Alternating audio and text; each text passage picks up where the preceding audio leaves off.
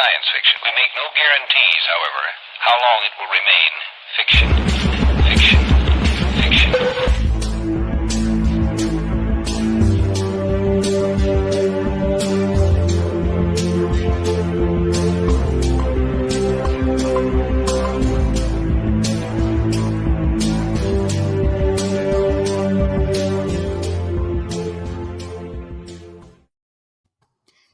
Psychic salutations, all of you cognonauts out there. My name is Ayla, and this is the show that we call Exofathom. Yeah, I think you know what this is about. If you don't know what it's about, do check out our other episodes if you've stumbled upon. And then our show hosts, co-hosts, who are lovely, include Nick and Mike. Nick, how are you doing today? Good. You just crash and burn a little bit there on the intro. Yep. Right. I usually script it, and I was like, no, I'm going to be fine with imperfection today. So there it is. Yeah. I'm Mike? good. Yo, you're good. That's great. Not even listening to the answers. Okay, great. Moving on. No, it's just that you already knew what we were going to say in the future, and that's why you rushed through it. Too right you are, sir. Too right you are. It's that precognition. And Mike, did you say you're okay? You're hanging in there? I feel like you're saying you're hanging in there. Yeah, I'm always hanging in here. I did know that before you spoke it. Could be my amazing, awesome powers. But yeah, sorry, listeners. Just if this, we'll have to put a description. Just fast forward to minute 2. But yeah, so anyway, it's Monday. We're getting silly here, and let's just start. I wanted to do a show about precognition. Mostly this was because there is the show or the movie Minority Report that popped up on Hulu. And I thought to myself, it's been a minute since I saw that. And there's characters called precogs. So, I just figured let's find some fun facts. But to start us off, I'm curious, Nick and Mike, do you have any memories, personal experiences with precognition from yourself or people you know? Nope. No. No, I don't really know. I was trying to think about this, and I don't recall if I've ever had a moment where I knew something was going to happen before it happens. I don't necessarily think that that's such a bad thing either. I think it might be a curse, but that might be later on in the conversation. Yeah. No dreams or anybody that you know pretend to have this power? No. Experience? No, not really. All right. Mike, how about you? I don't know if it was like from just seeing a pattern in behavior, but there's been times where like I've been hit with deja vu and then can say what the person is going to say around me. It's like happened once or twice, but I think it might just be from, people saying the same thing whenever they get hit by a certain question. But I think that's like the closest thing I can see being something like precognition. Yeah, no, that makes total sense. There's actually a woman that does research on the correlations between deja vu and precognition, because in a lot of instances, people report having deja vu, and then they recall something important that they feel is familiar and going to happen. And so we can get into that later. I was trying to think about it. I haven't ever had like a definitive precog moment. I've definitely had bad dreams where the next day something bad happened, but I feel like that's just chance. My mom, on the other hand, she had a dream of pushing somebody in a wheelchair, and there was like an IV bag, and she was in a hospital, and she said it was super vivid. And it turned out that I was in the hospital. I had meningitis at the time, and she was pushing me in a wheelchair, and I had all these tubes coming off of me, and she had that deja vu, but it was a memory of a dream that was a premonition of things to come. So I know she's had that experience, and I know, we obviously have this in our lore for a reason. So just to get into some of the definitions of precognition in the thesaurus, you can also like interchange the word for like ESP, discernment, foreknowledge, prediction, prophecy, premonition, omen, intuition, psychic, fortune telling, sixth sense, or second sight. And I think it's interesting that this concept has been around for so long, and I had a hard time remembering an instance like that, which is why I think this show should be cool. So I know in ancient times, they did a lot of work with precognition and dreams. And I thought it'd be kind of fun to just talk about the ancient Greeks and kind of get into that. And I'm hoping maybe, Nick, could you tell us a little bit about what you know on the Cassandra myth? Oh, you're putting me on the spot there. I don't know if I can recall that off the top of my head, to be honest. Yeah, no, you might have to educate me a little bit, because I don't think I can pull that off the top of my head. The name rings a bell, and I'm sure like if I had the synopsis, I would remember it, but I can't. Okay. I could have sworn I've heard you tell this story before. I'm going to butcher it because I was counting on you, which I didn't say anything about that. But what was I going to say? She just can read. She can just, feel the future. And but I think like nobody listens to her. Is that like... Oh, right. In basically the Trojan War, right? Right. Yeah. Yeah. Well, It's so not a is that long story. It's just actually? like... I don't know if that's the Trojan War. Cassandra might be somebody else, but there is a story about the warning, beware Greeks giving gifts. And that could have been Cassandra. She could have been, I believe, yeah, you're right. She was doomed to see the future but never be believed, right? Yeah. And I have a note. She was admired by the god Apollo, and he sought to win her with the gift to see the future. What I don't remember is where this "but nobody will believe you" clause came in. I wasn't sure if that was like a Zeus thing, I think that was a Hera thing. Oh, it was a curse. It was a Yeah. curse. Because Cassandra refused Apollo. Mhm. So Apollo cursed her by giving her the ability to have perfect predictions, but no one would listen to her.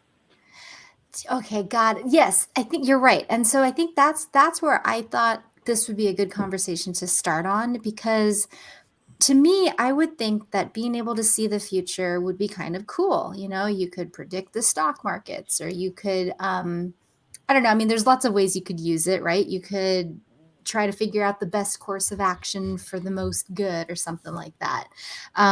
But the introduction of it in this situation is that it manifests as a curse, even though it was because Apollo did it.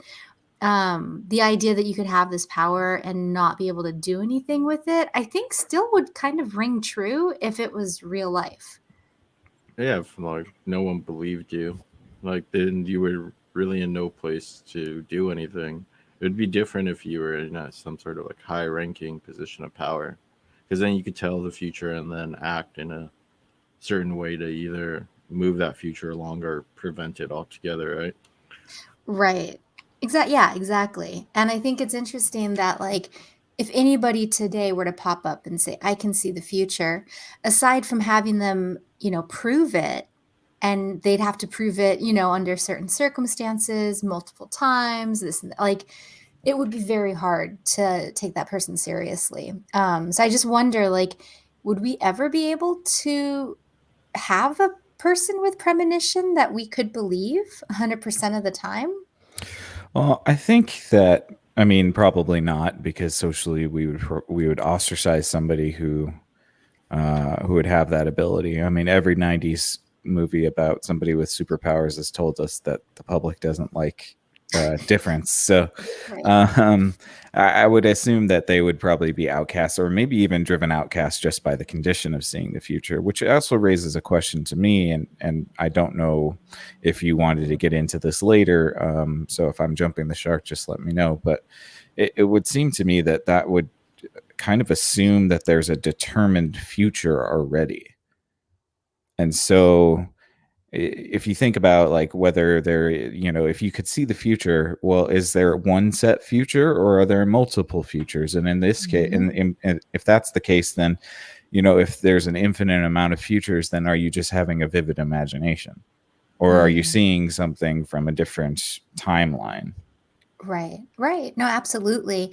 And I think, that is a little bit lower in the show notes, but I kind of like the idea of having this be like a circular conversation because I'm not going anywhere with it.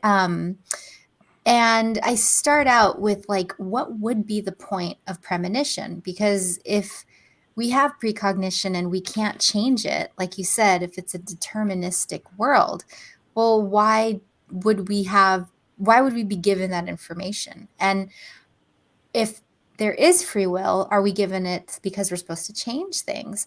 Either way, does even trying to avoid the fate simply put us on the path toward that fate? It's tricky.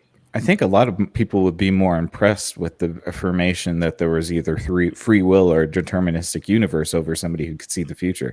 You know what I mean? Like, if you could prove that you could see the future, that would also mean then assumedly we're living in some sort of deterministic timeline. That seems to me a bigger implication that somebody that knows when the stock market's going to crash. I mean, it like say a localized thing, right? So individuals are smart, people are dumb. So you may have somebody that, let's just assume that they actually can have like precog abilities. The masses may not believe them, but individuals might, or individuals may even be just afraid of them. I don't want to, kill them or do something. But if you kind of take this as like little toy examples, you start to see a probabilistic reality, right? You see somebody walking towards a coffee shop. I can predict that they're going to walk into the coffee shop. And the closer they get to the door, the higher probability it is that they're going to walk through that door. Yeah. So that can work in very small cases, right? You can construct an environment to do that, to force people down certain roads, in which case making your premonitions true. Like, but there's I think there's a bunch of different realities, right? So an overactive imagination might be part of it, but then you have to kind of ground it into something that's likely for a person to do. I like this idea too, because you're kind of bringing up the concept of prediction. And I know you've got some knowledge of like predictive algorithms and that kind of stuff. I was watching a documentary last night about simulation theory, and Nick and I both agreed that it was a very dark documentary. Like I don't think it gave a very hopeful summary of everything, but it's only dark because the people that believed in that theory are like psychopaths. Yeah. Yeah, it was super dark, and like they were talking about all the negative things that could come about from realizing that you're actually in a simulation. But what I thought was interesting was that they were talking about NPCs in video games and talking about, like, I guess in the sense like chit chat, like when you have conversation, if it's going to be like an interaction with somebody for 2 seconds, like you're going to go ask them for the time, or you're sitting next to them on a bus for 5 minutes and you get up, or you're an employee at a store, and you're helping customers, you can almost anticipate like which of the 5 directions that conversation is most likely to go. And they were just using that as evidence of NPCs, which I don't know that that's good enough proof for me, but I understand this idea of like repetition, of exposure, and then the ability for us to predict those interactions. And I'm just curious, do you think precognition is somehow, people just noticing those patterns? Well, I mean, if that's the case, then I'm a precog because I know when somebody's going to cut me off in traffic. You know what I mean? Like, There, I, you did have an experience of precognition. but that's not really precognition, though, is it? Because like, or maybe we need to parse out the definitions a little bit more. But to me, when I think of precognition, it's like some sort of vision, some sort of like lightning strike in your brain that's like, holy shit, you see something, or you feel something. And like, I think that we're, as humans, obviously pattern seeking beings, and so reading body language and understanding like social expectations can help you predict things, but I don't know if I would classify that as precognition. Well, I definitely know what you mean. Like, I've been on the freeway and there's a person that's like to the left of me, but they're not clear of my front bumper. And I suddenly am like, they're going to cut me off. They're going to go into my lane, or they don't know that I'm here. And I'll suddenly start to like pump the brakes a little bit and they shoot over in front of me. Like, how did I know that? And you're right. Like, there has to be something in our brain that's reading very small tells from the other car to know that like they want to cut in front of us. It's usually the car's body language, which is funny because Yeah, I mean, exactly. because you don't think a car has body language, but Right. on a freeway it certainly does, and you can tell when a car is either about to switch lanes, or they're gonna they're gonna cut you off, or you just know, you can tell. I don't know what that thing is, but it would probably be something like you notice the like the incremental small corrections that the driver's doing at the wheel. You may notice their head turning a little bit more than usual. The wheel, yeah, you're right. And the wheel beds might shift a bit. Might be. Have you guys been out during like rush hour traffic a lot? No, we don't go anywhere anymore. No, I'm just kidding. Yeah, no, we've been in a lot of traffic situations. You know, when you get into a car and you sit there and you can feel the stress coming off of everyone around you for whatever reason. Oh, so yes. that you can start to think that your journey somewhere is going to be far more dangerous than your average journey. But what that thing is, because in this case, like you're not seeing some time series of visual stimuli that allows you to think that this guy's going to cut me off or whatever. It's more like an intuition that things are going to get a little rough on this journey, or things could potentially get a little rough because everybody's stressed out. So I think that gets closer to like again, like tapping into like that subconscious network that was probably around all of us since we were hunting, because we couldn't communicate with words, but still had to get messages across. Yeah. But, I do agree though, where precognition is probably more of a visual thing, and I think more typically it's like when we think of precognition is like some sort of event, right? Some big event, like a crime, for example, for a Minority Report, right? Or, well, I guess, yeah, just a crime or any sort of thing. I can make an argument that you could even, like, instead of, you start off with that very small localized example of prediction. And then you build more and more and more, make your model of reality more complex. Then you might be able to, at least with some amount of certainty, see an event happen before it does, because you see all the little small parts that have been building. It doesn't mean you're going to be right 100% of the time, right? So it may not fit that definition of precognition where it's 100% right all the time. That's where the beauty that humans have free will. Yeah, no, absolutely. And I think that could be a good answer to why we haven't seen a precog show up who's just always right. So originally, I thought both of you would for sure have a precognition memory or moment. So I was going to save this for the end, but it makes perfect sense here.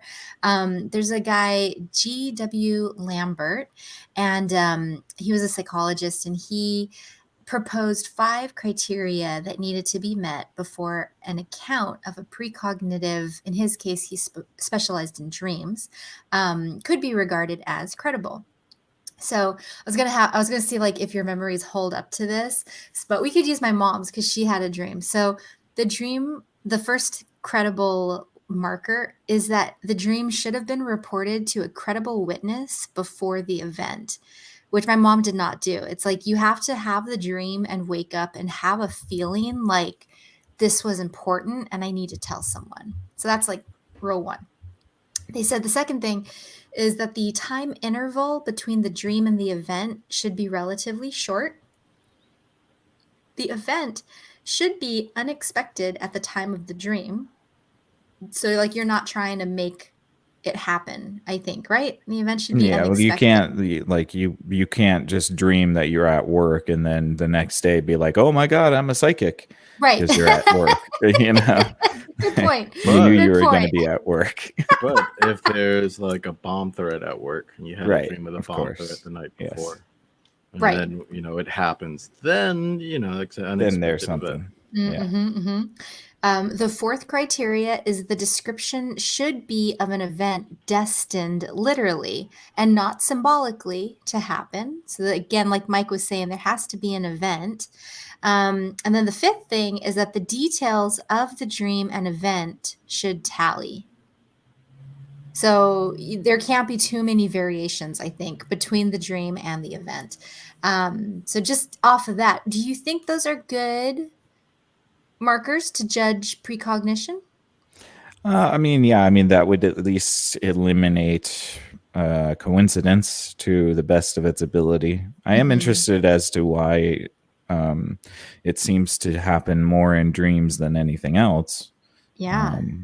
But yeah, I mean, yeah, I would say that it probably helps rule out just happenstance. But again, like you could have a dream that, I don't know, you see a white car on your way to work, like, so the I guess it really matters like what you're dreaming. Like you said, it has to be improbable and unexpected. But Mhm. I mean, even like improbable or a low chance of something happening, because you can unexpectedly see lots of things, but they still would have a high probability of showing up on your way to work. Oh, yeah. I mean, and you think about it, like maybe that's a reason why we don't have more studies on this because people are dreaming about the mundane things and they're coming true all the time, but like nobody thinks to say anything about it. Or maybe they are having precognition, like, oh, my Sprint bill is not going to arrive on time, but it's not juicy enough to wake up in the middle of the night sweating like, oh my God, my Sprint bill. Like, Yeah. like it would have to be something that's pretty like impactful, maybe. Mm-hmm. Will affect more than you probably. Affect Mm-hmm. more than one person. Because that would make you want to go tell people. Yeah, no, it works pretty well. I mean, dreams, like the bin sync stuff, right? Like you're syncing your left and right hemispheres. I wonder if it can be true for like meditative and deep trance states. And then just kind of reflecting. There's dreams I had when a children. Like I don't know if my if this is like false memories or me just prying in my own memory banks too much. But I remember I know having that feeling. Am I prying? seeing flashes of certain things in dreams, like a color or a banner or a poster, or just little tiny stuff, but not a full dream. And then years later, having a deja vu moment where I remember waking up as a kid, going, "What the heck was that?" Like that was a weird thing. But I don't know though if it was my brain just processing information again, me prying it into my own memory banks. But Right. the only thing I don't like is that it has to be relatively short. All the other stuff is fine because it counts for quantum events, or it counts for uncertainties in the world. No, you're right. The mandate that it has to have a short period by which to prove. I mean, I guess it's like the impressiveness wears off as time, like if I'm 10 years old and I dream that the man I love is going to give me a gorilla shaped nylon balloon for my birthday. it might never happen, but then on my like 88th birthday, I've got this purple Yeah, gorilla balloon. because more time equals higher probabilities, right? Right. Just That's what I'm it thinking. gives the random number generator enough time to roll the dice and land on what you dreamt of. I Mhm. can see that. I always Yeah. remember Hamambre. Hamambre? Harambe. There it is. Uh-huh. There it is. Oh, I don't know what that is. a gorilla. Is that the one that tried to save the kid? Well, save is a loose word, but yes. Oh man. But Yeah, I don't Yeah. think that story ended well, huh? No. that's why we always remember him in the form of a Mhm. balloon. Yeah, I'm gonna need a balloon next year, Nick. I need a Okay. balloon. Well, okay, so let's see. Maybe we should just jump into the deja vu stuff next, because it is kind of a little bit of a standalone. So for my lovely hosts, you can scroll down to the black and green picture towards the end. So there's a woman, her name is Dr. Anne Cleary. She's also a psychologist, and she's really interested in the connection between deja vu and precognition. And what she says is that there actually was an old moment somebody was doing brain surgery, and what he liked to do is, because often with brain surgery you want the patient awake so that you're making sure you're not damaging crucial areas. But I guess this guy wanted to try to figure out like the source of different things. And during one surgery, he was actually able to give a patient the feeling of deja vu by activating a certain part of the brain. And you could dismiss that as just a coincidence. Apparently, there are people who have seizures, and if seizures are located, like if they originate in that same part of the brain, then one of the symptoms they get is constant feelings of deja vu when they're having an active seizure. So I thought that was really interesting, just by itself, Mm-hmm. because I always thought deja vu was like something external that I'm experiencing. I would have never thought that it would be something arising from my own brain. Yeah, I mean, it would also seem like there's some sort of biological reason that we need that mechanism, and perhaps it's to. I mean, I guess you could say like, it would have helped us when we were hunting or living more in the wilderness. It might have been active when you needed to pay attention to something in particular that was really important. So that you wouldn't forget it, and perhaps that feeling of like, oh wait, this is something, maybe that just like that curious, because deja vu to me usually is like curious, that's weird, I've thought about this before, at least I think I've thought about this before, or this is something that I like just seize my attention in the moment. And so maybe there's some sort of biological function for that we just don't really need all that much anymore. I like that. And if I remember correctly, like seizures happen right when your brain is uncontrollably firing, when it reaches some sort of breaking point, and then it just goes nuts, right? Yeah. And the series of neurons are just uncontrollably flying, leading to. No, go for it. Sorry, I kept cutting you off. I kept thinking you're done. But no, for most seizures, they can detect them using like EEGs of the brain, and they're like, just stimuli that's kind of going crazy for one way or the other. But there's also a lot of people that get seizure activity, and there's nothing going on that can be read by an EEG. That's actually quite common when trying to diagnose epilepsy. It's really hard to get that sometimes. So there's actually a new term. I think it's like functional movement disorder, which is like it's still kind of a gray area in the science right now.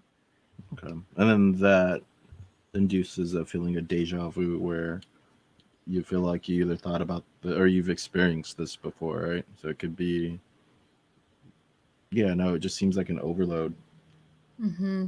Now, is it the seizure that makes you feel deja vu, or is it just that people who have seizures tend to have deja vu more often? Dude, would that I know, would that I knew. I thought this, like, she just glossed over that fact, but Mhm. I would definitely be interested in doing like a whole episode, even if it's a mini one, just on the nature of the brain having, these electrical stimuli that then present as seizures and deja vu. Because again, like I always thought deja vu was an internal experience of something outside of us, but this, if this were the case, you would have, yeah, like you said, Nick, it's something that our brain needed at some point. Why would we need the feeling of deja vu, the feeling of familiarity of an event or a Mhm. location, which is what she suggests is going on.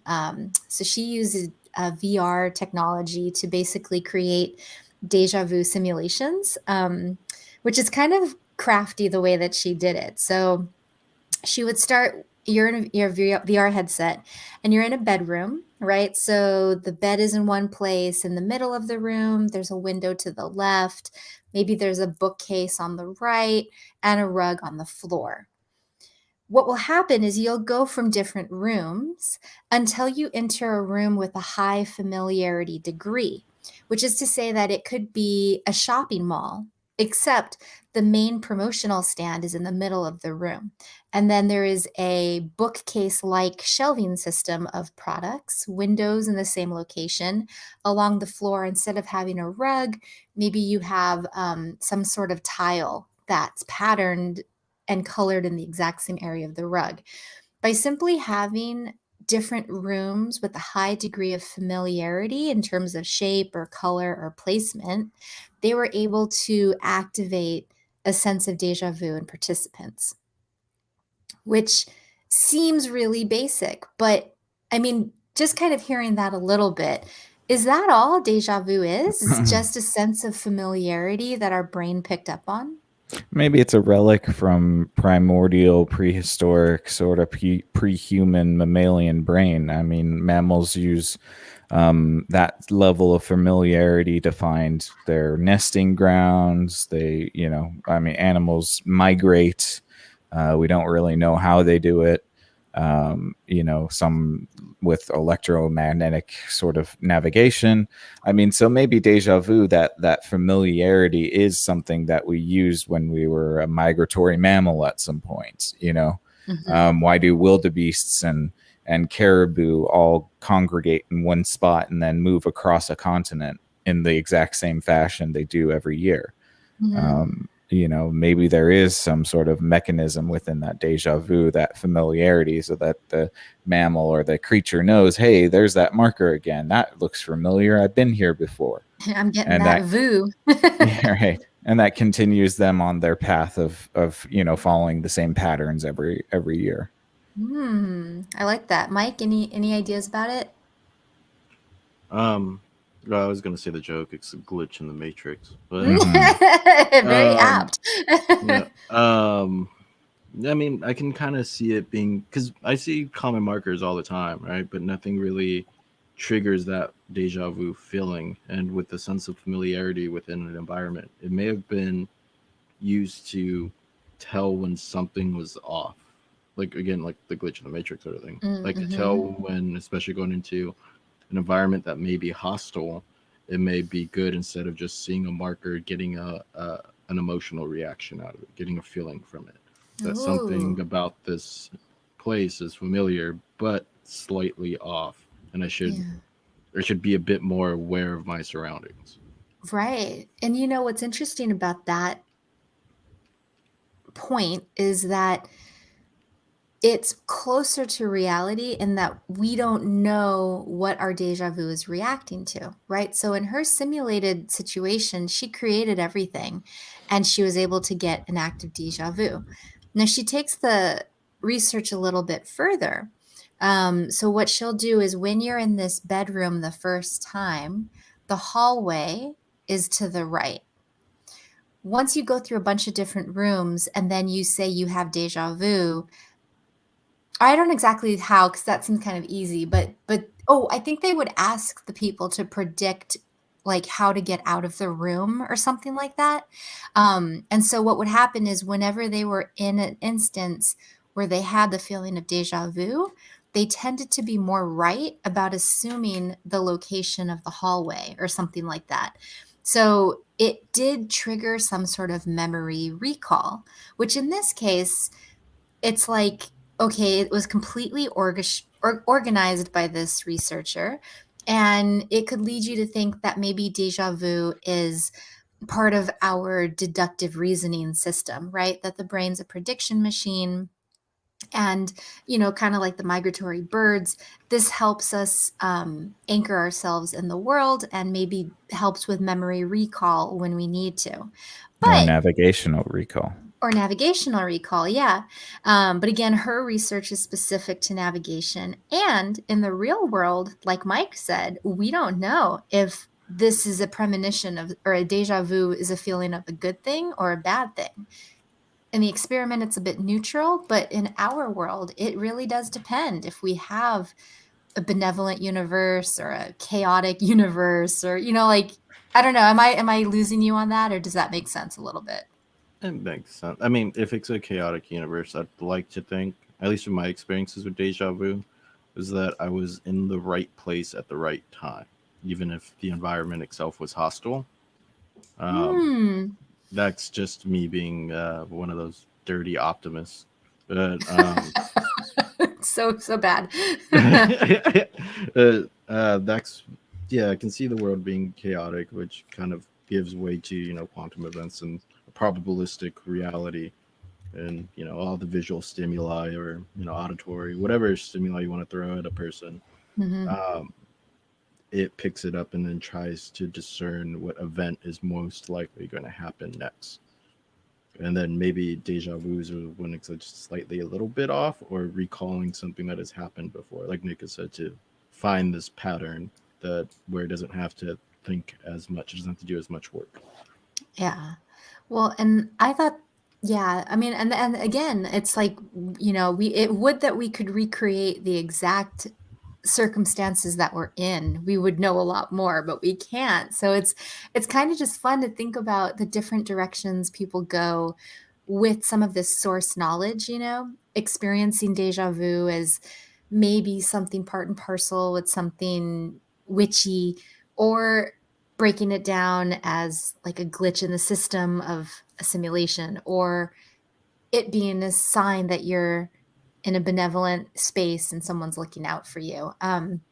Which is interesting because even in this study, the last little bit is that in the instances where people had a high familiarity intensity, which is the deja vu feeling, they would also sometimes get this feeling like I'm about to predict something. Like there's this feeling on the tip of my tongue. I know something's going to happen. And I think it was more of the sense of like, when they ask you where the location of the hallway is, they ask for like a confidence score, like how confident are you of this? And the variability of people's confidence was a little bit different, but the highest reports were when people had this feeling of, I knew it all along. So after the event actually happens, they find out where the hallway is. There was a higher response rate of, I freaking knew it, if it was predated with this deja vu experience, which I wonder, is it cognitive dissonance in that case? I don't know. Yeah, I mean, I would be skeptical of anything that applies itself retrospectively, right? Retrospectively, because it's like comparing this to the concept of like the criteria for dreams. I think that's probably a better formula, because it would seem to me that you've arrived at a sense of like, oh, I knew it all along. Well, did you, or did you just find it out and then tell yourself in a split second that you knew it? Right. Because our brains do that all the time. Like, our brains want to be right, and so I've even had that in my mind before, where I've like, thought about something, or I've noticed something, and I'm like, did I think that was going to happen before it happened, or did I just see it happen and then brain said, oh, this is going to happen? You know what I mean? Like, so I don't know, maybe sometimes the wires are just taking shortcuts, and it gets stored in a past event or a future event erroneously. too, it could be. I wonder if there's any correlation between IQs and that feeling of I knew it all along, right? Because it is a defense mechanism for intelligent people to be like, oh, I was right all the whole time, even if you take them back to the actual moment they said something wrong. Right? Like Fair enough. Yeah. We're getting into it now. So and two, like there's a little bit of confirmation bias, right? I think that's what it is. I think that yeah, you're right. Yeah, but that notion of like, oh yeah, I knew it, and keeps your ego stroked because you were right all along. You just didn't prove that you were right all along. Yeah, you just didn't prove it. Yeah, okay, that's cool. I'm proud of you. Next time, try to do the thing that you knew all along before it happens, like follow through, that sort of thing. But yeah, no, I mean, it kind of makes sense that your brain would defend itself like that. But like I said, I wonder if there's any correlation between IQs and then smarter people defending themselves in that manner. Oh, yeah. Well, actually, while you were talking, I looked up confirmation bias and cognitive dissonance. And for those listening, if you want to get into it, this does actually make the conversation juicier. So a confirmation bias is the tendency to process information by looking for or interpreting information that is consistent with one's existing beliefs. Whereas the term cognitive dissonance is used to describe the mental discomfort that results from holding two conflicting beliefs, values, or attitudes. Which I think is interesting because if you believe déjà vu to be one thing over another, if you believe precognition to be symbolic of X or Y, it could definitely color your after feelings with the I knew it all along. You know what I mean? Like it could kind of go in different directions too. Yeah, that's the confirmation bias, right? Let's see here. It's to say after the posteriori that, oh yeah, I knew it all along. That's you're confirming the thing that you're trying to you're confirming the result or the outcome that you're seeking.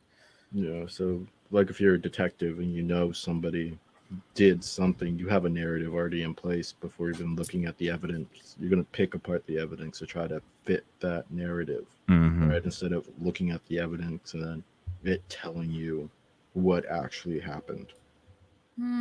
As opposed to cognitive dissonance where what, like you would you were searching for a murderer only to find out you were the murderer the entire time.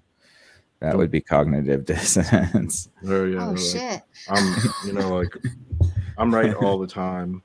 I'm wrong this one time. I can't be wrong this one time because I'm right all the time. So therefore I knew it all along.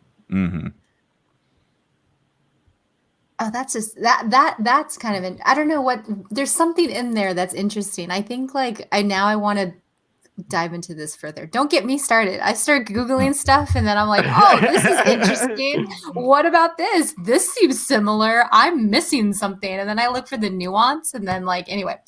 Well, okay.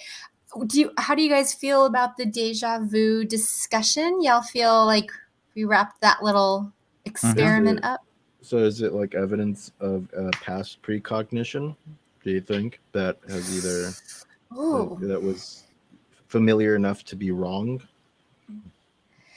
Gosh, what I wish her experiment had was people inside of brain scan imaging machines, where you could see the actual brain lighting up to get, more data there. But yeah, I don't know. I mean, I'm kind of just still thinking about what Nick said about the idea of if it's something in our brain, then it has to be something that we need or needed. Yeah. And it could be the appendix of the brain. I love it. That's the ego. No. Yeah.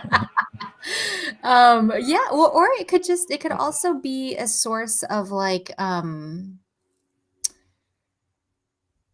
yeah, I don't know. I mean, we have our senses, but then it could be remnant of some other sense.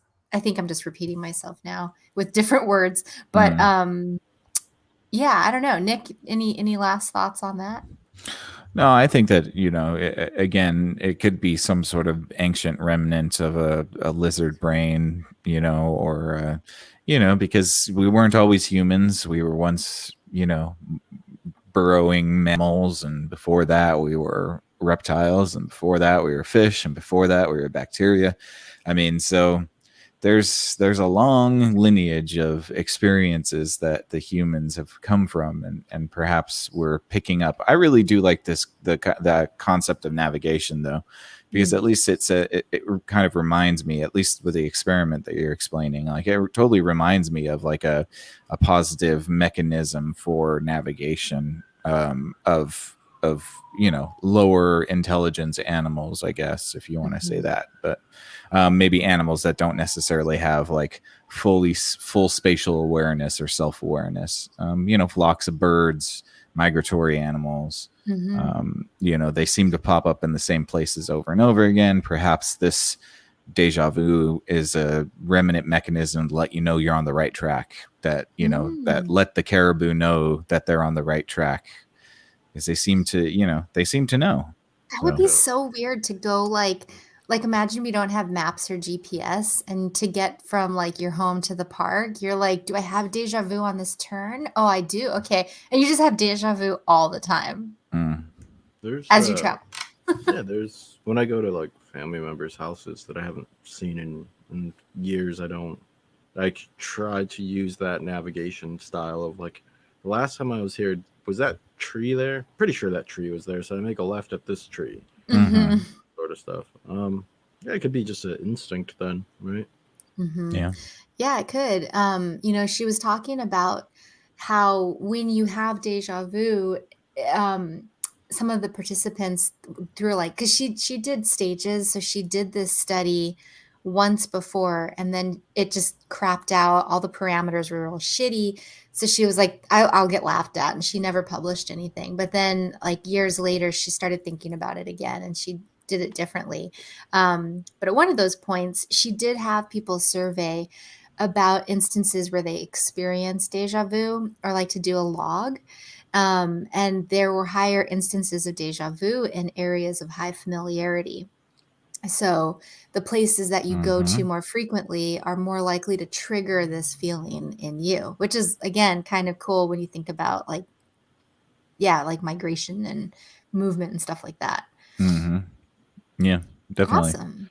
And I definitely think that we can do a add-on at some point where we do the Zener test. All of us take the Zener test, and then we can share our results. For those of you guys that don't know, the Zener cards are those ESP cards that are like flashcards. They have a plus, they have like a wavy line, a triangle, a square, a circle, and you're supposed to be able to, like, you're supposed to have two people. One person holds the deck, and there's a barrier between the two people so that the guesser can't see the deck.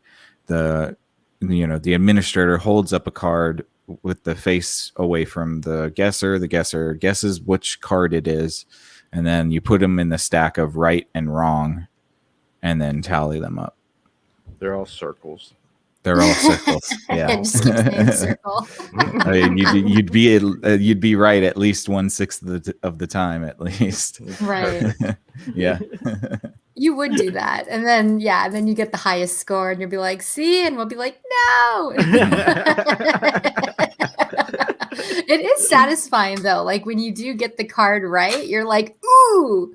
But, obviously it's not like, oh, I'm psychic now. It just feels really satisfying. And I don't know what that's about. Like, I don't know. When you guess something right doing those, do you get an inflated sense of like, ooh, dopamine hit? No, yeah, definitely dopamine hit, and I try to chase the feeling. Right? How many more cards can I guess? Exactly. Which never really ends up going that high. You know what I mean? Right, the moment you're like, oh, let's see how many cards I can get, that's when you just start screwing up. Like, everyone that you guess after that is wrong. Yeah, totally. Well, and I think it's interesting too, because, like, what's that about? Why do we want to have this ability to premonition if historically in like mythology and stuff, it was considered basically a curse. No, I wouldn't want the future sight for certain. Right, I but you I want to wouldn't. guess those cards. Yeah, that's a little bit more like Mike was talking about, the localized clairvoyance sort of thing, where it's like Mm. I don't mind being able to guess a card or flip a coin or maybe like I don't know, but like the concept of like knowing some terrible catastrophe is going to happen. No, I'm good. Yeah. I think it would be pretty cool. It'd be cool. Like, in the I guess I can equate this to roller coasters. Once I see the track of a roller coaster, I'm far more comfortable with getting on them. I have a generalized fear of amusement park rides because I have a really intense fear of roller coasters. And as long as I know the track, though, I could kind of calm myself down and try to enjoy the ride a bit.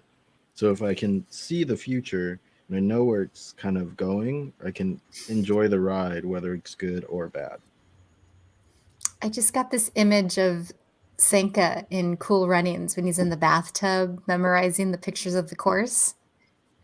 So he knows which way to lean. That's No. Derice. What are you talking Was it about? Derice? Oh, it was Yeah. Derice. Senka did the breaks. Yes.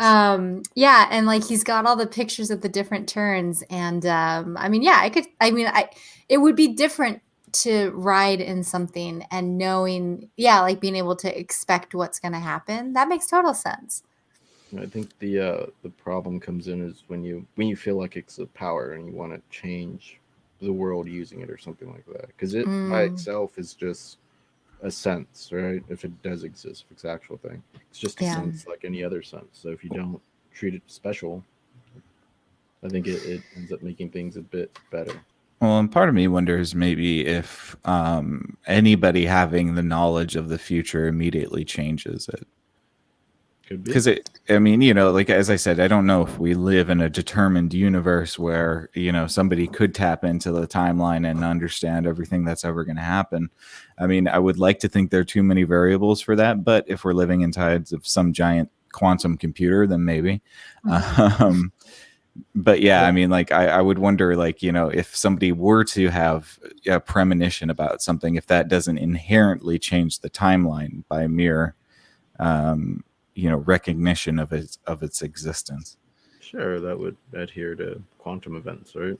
Mm-hmm. I don't think there's too many variables, though. I mean, we have just in classic computers that can handle thousands upon thousands of hyperparameters, right? And your machine learning type model. So you just take that and redefine your problem. I don't think it's too many. I mean, it's at least 7 billion variables. I don't think every human, like for example, like in democracies, I guess, right? We can cast a vote and we can have our say, but that doesn't mean what we say is going to actually happen. So you can take those variables and remove some of them because there's only so many people that have the resources or sit in places of power that can move things along, right? Because I think most people just want to live their life, do the 9 to 5, not actually have a crazy say in the world that other individuals do. So you may be able to wait out this big reality model a bit different, counting in the people that actually have the resources and the will to change things versus people that don't. Yeah, we're getting down to it, guys. We're defining terms, breaking the things down.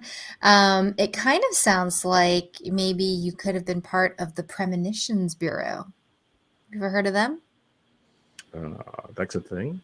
It's a thing. That happened. Have you heard of the Premonitions Only in Bureau, Tom Cruise movies. No. No. This is wild. So, as I said, I was deep diving, and so there's another psychiatrist. His name is Sam Knight, and he collects dreams of premonition.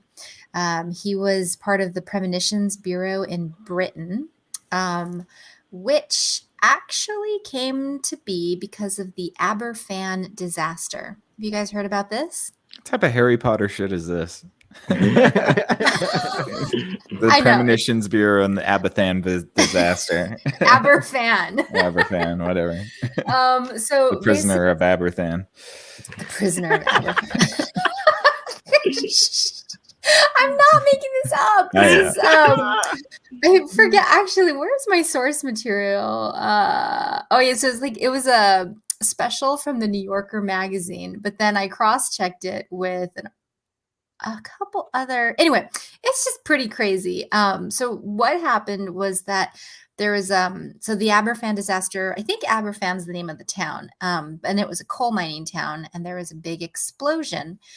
And unfortunately, the mine collapsed in on itself and created kind of like an avalanche of destruction, including an entire orphanage that was completely destroyed. And a lot of children died. A lot of people died, actually. And let's see here. And because of what happened, people were talking about it, and it came to light that a lot of people said they had pre-disaster syndrome, which is a term coined by John Baker.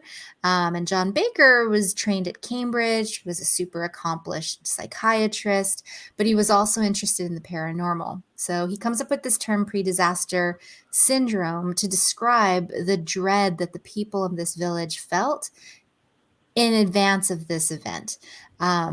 People, having a hunch, having a bad dream, maybe having like omens that they dismissed, and then this thing happens. So the best example, which is also really just sad, like I feel so bad for this kid's mom.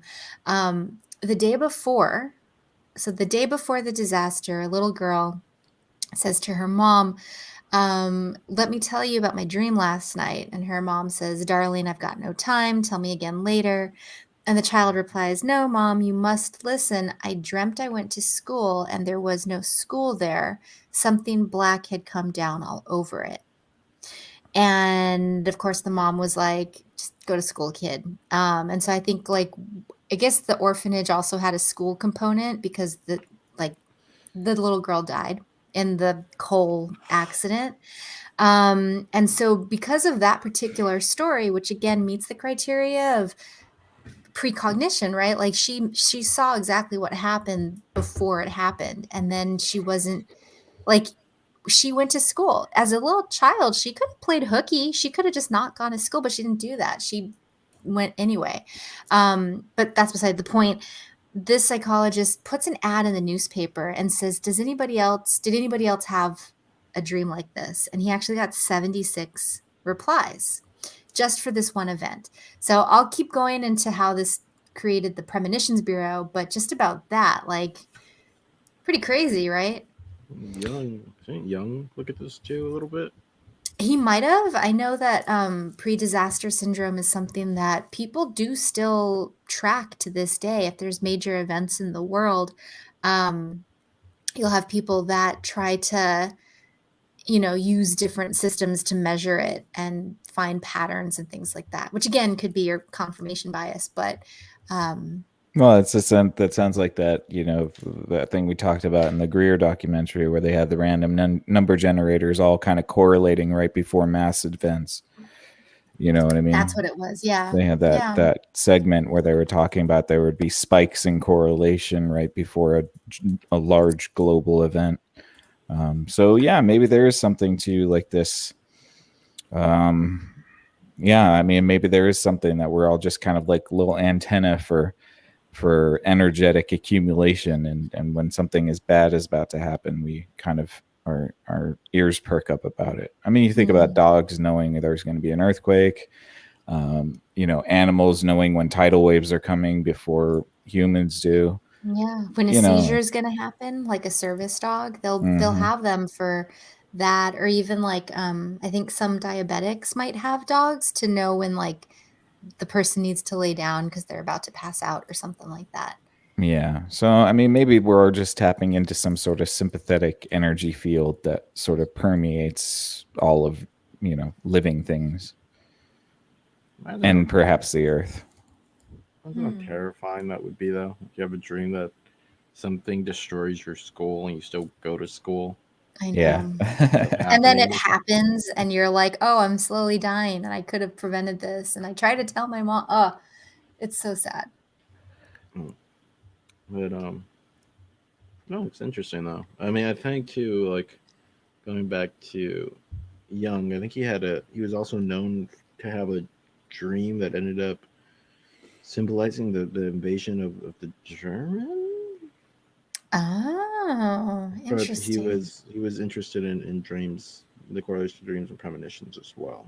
And Hmm. it seems to be, at least there is some sort of, psychological connection Component. there, I guess. Yeah, component is probably the better word. Absolutely. Yeah. And we can go back after this next section to some of the more like older stuff because when talking about premonition, it often does show up in dreams. And it's interesting that we now are starting to like psychoanalyze dreams, and there's all these articles you can find like, oh, if you dreamed about a wolf, it could be this and this and this, which is kind of interesting. Um, let's see here. Okay, well, so after this accident, the Aberfan disaster, the Premonitions Bureau is formed. They start to collect premonitions and they start to test if they come true. So they put a little ad in the paper, there's a little number that people could call, and the Bureau would log the premonition on a special little form. They would date stamp it, and then they would categorize it like precognition of disaster or precognition of water event, precognition of, and they made it easy to go back and pull records for things that came up. I think they had one that was like a transportation category. And what's interesting is that in a few months, two contributors emerged as being kind of like the top two. So most of the precognition dreams, there was a very spotty correlation. Somebody might predict something, but it was only partially accurate, and all their other predictions didn't work out. Or you had the one-offs and nothing came to it. But there were two people, Alan Henscher, and then there was Kathleen Whittleton. Now, both of these people had actually had premonitions of the Aberfan disaster, for which they actually described having a physical response to it. A dream so frightening they were nauseous, they had headaches all day, there was a general sense of doom, a pit in the stomach, just like not good. And they said that anytime they had a premonition like this, they had that definite feeling, which maybe could be a grant, like maybe the part of their brain that registers deja vu is bigger. Like, I don't know. I mean, why are they experiencing that? But so then that year, there was a airplane crash, and one of the contributors, Alan Henscher, he had predicted that there would be a plane crash. He predicted where it would be, and while he said there would be 124 people, exactly 30 days, everything happened, but it was 126 people that died. And I remember they had logged that, and that was like a big thing. After that, this guy, Alan, he calls John Barker, who's running, the show at the Bureau, and he tells him that he's getting a really bad feeling that John's going to die. Later in the summer, Kathleen also calls and says, I'm getting this bad feeling. I've been in a trance all day and my head hurts. Now, 3 weeks to those phone calls, I'm not sure if it was Kathleen's or John's, because obviously they didn't call on the same day, but approximately 3 weeks later, John Barker dies because of a stroke.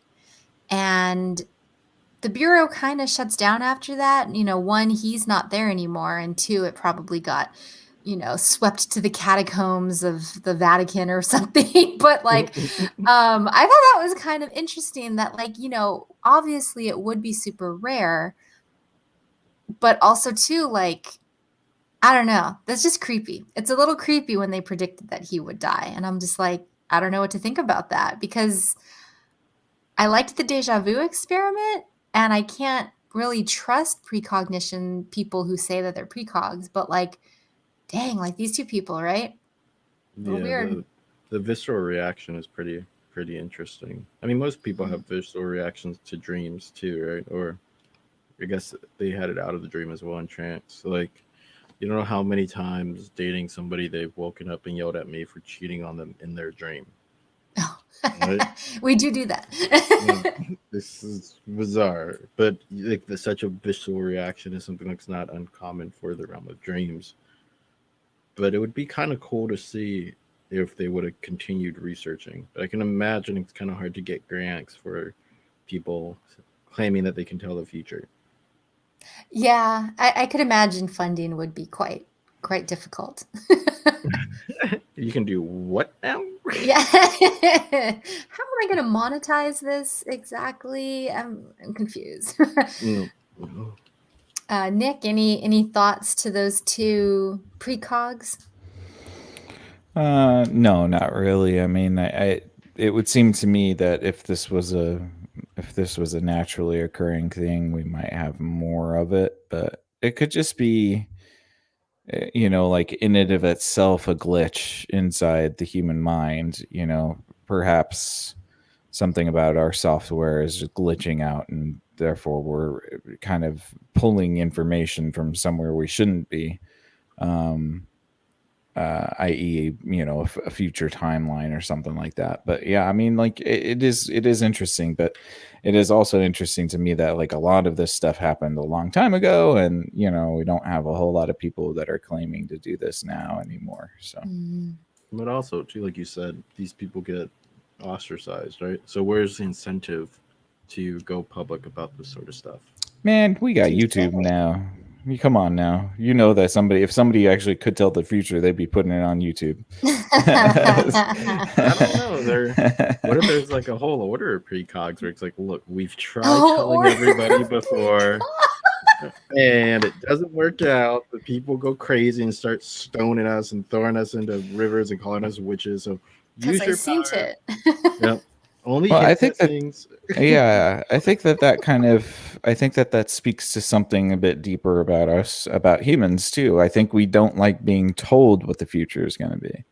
I think that we kind of instinctively, maybe on just like a knee-jerk level, reject somebody trying to tell us what our future is or the future is or whatever, because there's a part of us that doesn't want to believe that anything can be certain, and that like, or that we cannot change the course of time, because I think that we're very human centric, being humans and all, and we believe that we are the masters of our destiny, and to have somebody that might be plugged into the universal cheat codes telling you that you're not the master of your destiny, you're destined to be X, Y, and Z. I mean, I think that could be a pretty, I think that could be a pretty annoying thing. Wait, did you say the universal Cheetos? I'm just kidding. Yes. No, like I think there's a level of agreeability with it, though, right? If somebody tells you your future is great, for example, if you're like due for a promotion and a boss tells you you're going to have a promotion, you've locked your future into that one tract, but you're completely okay with that because it's something that you want. That aligns with the idea of your future. So I don't think in all cases we have a knee-jerk reaction to rebel. It might be the appropriate reaction, or it might not, like depending on the case-by-case basis. But yeah, I think there's a certain amount of agreeability that one might have if they're okay with being told what their future is, if it aligns with their wants. Right, because I'm if you're too told, superstitious for that shit, man. yeah, he's like, I don't want the question. Don't even ask it. Yeah. Well, and it's interesting to talk about this idea of destiny, control, free will, and such. Going back to the ancient Greek culture, it was focused on the controls of destiny, and a lot of the judgment around this acceptance of destiny was viewed as heroic. And in fact, those who fought the will of fate were often considered cowardly fools. That's just like person to person. I'm sure there's, like Hercules, right? He fought against his fate, but was he always fated to be the hero? I don't know. But at least for the common person, the honorable duty was to accept whatever fate was dealt to them. And you do see this, like The idea of acceptance to circumstance, the idea of maybe you're working off your karmic debt, all these other ideas. Yeah, control mechanisms for the populace. Hmm. And so I think it's interesting when you think about it in relation to maybe prophetic dreams, as once Aristotle did. As once Aristotle did. I kind of like choked on my own throat right there for a minute, which is kind of weird. But so he wrote something, it was on divination and sleep. And so in his skeptical consideration of premonition dreams, Aristotle argues that although the senders of such dreams should be the gods, it is nonetheless the case that those to whom they are sent are not the best and wisest, but merely commonplace persons. Thus, most so called prophetic dreams are, however, to be classed as mere coincidences. And I always, like, as I was working on this, I thought that was really interesting because going back to the Cole situation, and then the Premonitions Bureau, the two people that emerged, I think one, he was a mechanic and the other lady was a nurse. So, they weren't like born into a legacy of future tellers or anything like that. They weren't like the highest IQ, they weren't the richest people. And so I'm curious, does the character of the person change the meaning of their prophecy, assuming it were right on the money or not? Well, I mean, I guess it's who you're talking to. If you spoke to Aristotle, I'd venture he might say that if they're not a part of the aristocracy, then their opinion doesn't really matter. Right. But Obviously, he skews a little asshole, but well, yeah, I mean, like, but that's also the thing. It's like this concept of precognition is power, right? And so to recognize that a farmer might have more power than the philosopher kings is to, spit in the face of those philosopher kings. And so, I think that I think that, of course there's probably no gatekeeping to precognition if it does exist, because that wouldn't make any sense. And even perhaps still, there might be something to be said about people who have to compromise things of themselves in order to launch themselves into a higher stratosphere in society, not being able to access that sort of fifth dimensional space in which you can extract information. What about you, Mike? What do you think about the vessels of precognition, or even the origins of precognition? I mean, it makes me think that it's more like a sense, like something that we're losing over time, which would being evolved out of, because it would be something that would serve to only get us into trouble, right? If you run around saying, again, with the ostracization, killing off of people, so it's a latent sense. As far as the Aristotelian thing, I wonder if you were kind of in higher stratas of society and you had prophetic dreams, if you understood they were more prophetic dreams rather than coincidences because of the amassed knowledge, right?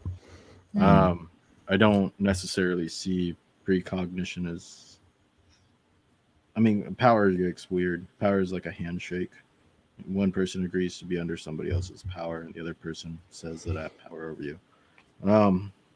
But the origins, I think, would be just maybe latent to who we are, going back to that sort of hunter survival thing of at least being able to predict which way the animal is going to go in the chase, maybe, or I don't know. Or where the herd might be, or when the predator might arrive, like the apex predator that could harm you.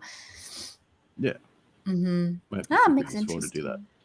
Absolutely. Well, and it's interesting to think about how those could be some sort of primitive sense that we had, that as we developed and created civilizations and cultures, warped a little bit, or maybe not warped is a good way, but like it was the lens through which other things became. So, for instance, like in Egyptian times, they recognized the dream world, and that existed between the land of the living and then the world on the other side. And it was a world inhabited by deities and the spirits of the dead. So, dreams were viewed as communications from those entities, whether really straightforward um, or difficult to understand. We also see in the Old Testament, which again I had to Google because I haven't read it and I'm not that knowledgeable about this kind of stuff, but like they do have stories about God speaking to leaders, seers, and prophets, and it's usually through a dream. Um, and so let's see. So there was that one. There's also in Native American culture the idea of the dream space as a sacred space, um, where you could step outside the bounds of the mundane existence and connect with the more universal consciousness. One of my favorites, and we did have a podcast about this, was in indigenous Australian cultures or the Aborigines, the dreaming exists as a continuing reality. So it's another plane of existence that some people could visit in their night dreams, which was a term used by anthropologists to differentiate dreams while sleeping from the dreaming with the capital D. And in these special dreams, they could meet and talk with ancestral spirits or witness creation as it happened. And dreaming was a way of connecting with the ancestral spirits of the land and learning about the world and keeping the dream time alive. The last one I wanted to bring up was the Romani culture. Some people have said that the fortune telling in that culture made its way to Mexico, and that might be kind of where you start to see more palm reading, tarot cards, crystal balls, which were condemned by the Roman Catholic Church. But also, too, I have my brother's grandmother, she would use like eggs as a form of divination. And, so like I know there's lots of other cultures that seek to premonition basically or precognition. There could be dreams, but there's all these other ways that humans have thought about channeling this information. So I think that's where I wanted to go back to this idea of maybe the possible origins of precognition. Is it God? Are we trying to get some sort of connection to that deity? Is it insight into a simulation? And I think we talked a little bit about this in terms of determinism and free will, but in the pursuit of knowing, is it to be viewed as a warning of what to avoid, a confirmation of what's to head towards, or something that we should avoid entirely? And is it something that if we were to avoid, does that make it happen? Oh man, well, that's a lot of questions, but I don't really know. My personal guess would be that the brain is tapping into something subconsciously or otherwise that is allowing extra understanding of their surroundings or perhaps immediate surroundings.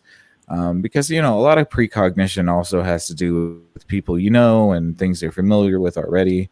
But yeah, I mean, like I don't know. I don't know what the origin of it is, but per se. But I guess I would say that to me, it seems like you're getting a hiccup, or how like you're on a radio. When you listen to the radio, sometimes you catch another channel at the same time.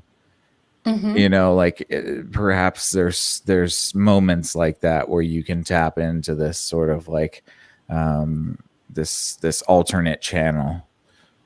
But I mean that's probably done throughout the ages through ritual and meditation and sacrifices and all of that stuff. I think it's all pointing the same direction, which is trying to get to that either fifth dimensional space or that God space.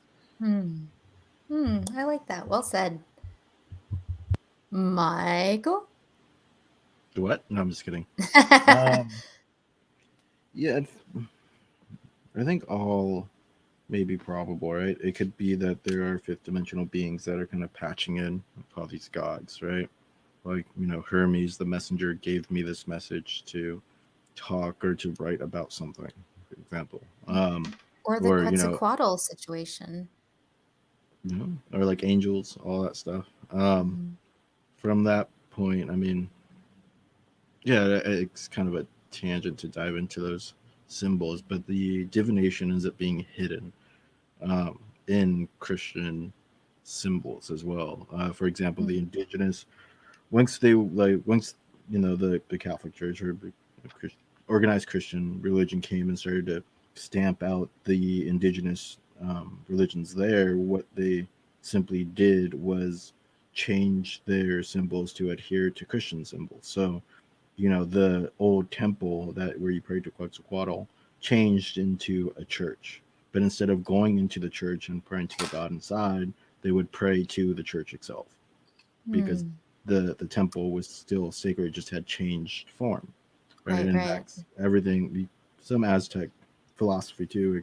Everything's in motion, so it would still be something that fits in with that whole idea.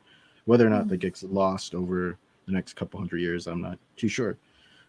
But I can see where these messengers are, kind of giving like little whispers or hints at possible futures. And, maybe it's something as simple as there's some aliens that are gambling on the fate of humanity and they're just trying to push people in certain ways. I don't necessarily think that a precognated future would be something you want to completely avoid or something you should run to. I think that's up to the person who's claiming that they're practicing this sort of precognition. And, if you wanted to get scientific about it, if you could, nail down like, those researchers did with a time and a date and go, okay, so what happens if, for that plane ride, for example, what happens if I buy the entire, business class? I'm not going to get on the plane, but I'm going to buy the whole business class. Does the plane still crash or did it not? Right. That's like What some hap- Final Destination shit right Yeah, there. like what happens if I don't do anything and just let the fate roll out the way that I saw it? So you can start to test these things, but I think it starts with you, unless you want to fall victim to the whole Cassandra thing, where people just simply don't believe you because it's really low probabilistically that you can predict the future due to all those variables. That is reality. Yeah. Or it's like you're Nostradamus and you just, throw a bunch of crazy stuff and see what sticks. And everybody's like, oh, this sticks if you change this word and you take this image to mean this and then kind of flip the numbers and invert the date. Like, we definitely do want some way or another to have people that exist who can tell the future. But it doesn't seem obvious to me why we're built that way, right? Like, kind of like Nick said, I don't want to know the future. I don't know what to do with that information. And I think that part of this also ties into something that might just be opposite to what a rational brain is wired for, which is the idea that precognition also appears to violate the principle of causality, which is simply to say that an effect cannot occur before its cause. And so to have some sort of precognitive vision of something that's going to happen, it would have had to happen before you can perceive of it. Which I think the only response to that would be some sort of space-time bending thing, right? Could you imagine if causality was a joke? Like it's You're just it right. works for the majority amount of time, but in this 0.0000001% of the time, it just doesn't work at I all. know. This is, yeah, no, 100%. I'm like, can we get these simulations running faster? I really need to see what happens to like the upteenth power of this particular thing based on the two precognition people that we've identified in society. Because remember, too, not everybody that thinks they have precognition have it. There were only 2 people out of all the people that called that were actually having this happen to them. And I'm curious about their stories, because like that would be quite frightening. I wouldn't know what to do with that. But It might people be. like, I'm sorry to cut you off. no, I'm rambling. Well, it might be even just useful as a pruning tool, like pruning realities, like the same way that you could view literature, movies, what have you, as an idea that this is one possible future, and just to make people aware of said future, or one possible story to extract morals from, so that you don't repeat some tragic thing or something. I don't know. Hmm. So it could be something like that, because once if you observe it, I mean, you might it might not happen at all. So then the precognitive skills all lie within the mind in that case, then, right? Because Mhm. you've nudged the events just enough to where that reality doesn't happen. Yeah. Yeah. Right. And you're right. I mean, that we definitely would need to figure out what kind of interference could be produced in a situation like this, because very seldom, I mean, precognition is one of those things where it has to happen for you to be proven true. So if you precog something and make it not happen, there's no event to prove that you even thought about what was going on there. Yeah. And I like this interesting concept that you brought up about, like, what if causality isn't the whole thing? So I mean, like, the goal of so much like research that we do, it's in another way also being predictive, right? Like when you create a math formula, you run a bunch of simulations and numbers and variables, and you're always going to get what that formula predicts you're going to get. So, you're testing it and doing all that stuff to recreate the same result. But then you start looking at outliers, and you start looking at, you know, experiments that didn't get anywhere because there was a deviation that was not conducive to what the original goal was, or something like that. And so I think it would be interesting to see more and more focus on outliers, and maybe like hold it on a lens to causality, and take some quantum scientists and stir it up in a soup and see what you get.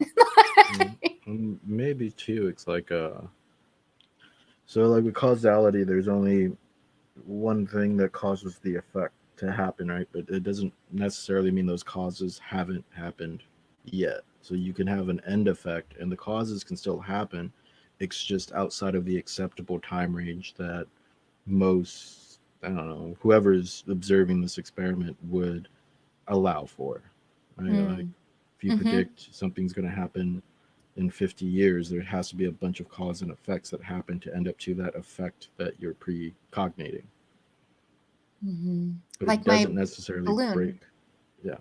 So you can take multiple events and turn them into one single event. So you have one big cause with that effect that can then be again broken back down into a bunch of little causes and effects that all end Yeah. up with that one effect. So it may not necessarily break causality either.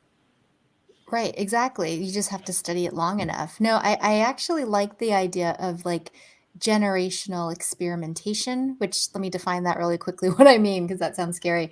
There's a scientist who has this really funny experiment. He took seeds of an invasive species. So that is like some kind of weed that, doesn't need a lot of water, doesn't need a lot of sun. And he put this in a jar and he buried it. And every 10 years, he would unbury it to see if the seeds were still viable. So he would open the jar, take one seed out of the original batch of seeds, rebury it, then go take that seed and plant it. And sure enough, the seed was viable. The weed sprouted. Um, and every 10 years, up until when he was about to die, he brings on an apprentice, signs over the experiment to this guy, and now he's studying it. And so I think it might even be like every 17 years. I forget why they do the gaps like that, but it was just in, like, I don't know, like BBC or Nature or something like that, where they had these scientists unearthing it for the first time after so much has passed. And it was the first time that this new generation of like apprentices were doing it. And it's just this long study, which I think is like, we should do more of that. Like, that would be dope to be, finishing experiments that somebody ages ago started, which I guess that's kind of what we do when we build on theorems and stuff. But I'm talking about like stuff not proven yet, you know? Yeah, and that's new research versus like optimization or operational research or whatever phrase I want to coin it with. Instead of like optimizing a technology, you're researching some new technology, for example. Right. Exactly. Well, I think Nick might be a little pooped out or staring into space, wondering the meaning of his existence. So I might just end it here. You okay, Nick? Yeah, I'm good. Okay. Sometimes I don't have a lot to add, so I just allow the conversation to go. Okay, That's sure. yeah.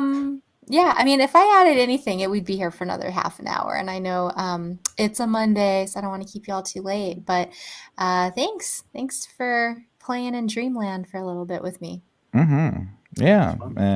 And thank you guys for listening. We hope that you enjoyed this episode. Thank you, Ayla, for bringing this concept to our table today. And yeah, we hope that you enjoyed. And please consider giving us a thumbs up and a subscription on our YouTube page. Perhaps a comment. Have you experienced precognition before? If so, let us know about it. And yeah, thank you guys. And we will be back on Friday night. Until next time, Cognonauts, you stay out there, and we will catch you on the next Exofathom. Good night. Peace. Later.